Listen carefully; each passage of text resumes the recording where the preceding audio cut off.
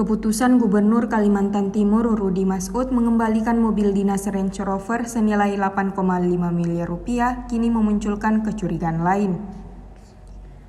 Pengamat kebijakan publik dari Universitas Mula Warman, Saiful Bahtiar, menilai pembatalan itu justru membuat publik menyoroti transparansi penganggaran dan akuntabilitas pengadaan barang dan jasa pemerintah.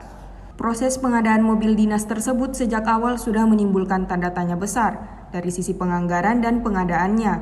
Apalagi faktanya kendaraan itu disebut telah melalui proses serah terima pada 20 November 2025. Di sini publik tidak pernah mendapat penjelasan terbuka terkait perencanaan hingga persetujuan anggaran yang tercatat dalam APBD Perubahan 2025. Saiful menilai ada pembahasan antara eksekutif dan legislatif yang kemudian menimbulkan pertanyaan seberapa transparan pembahasan itu.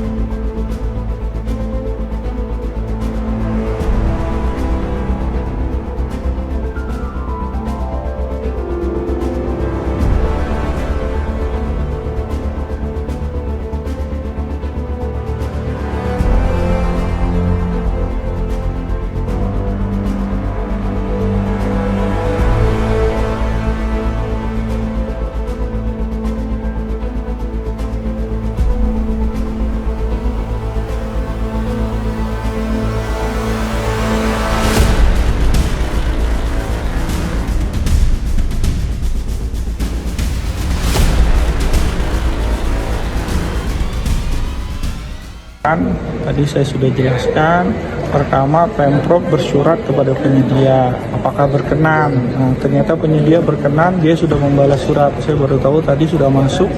Jadi penyedia membalas surat kami berkenan atau bersedia menerima kembali mobilnya dan membayarkan utuh sesuai yang dia terima.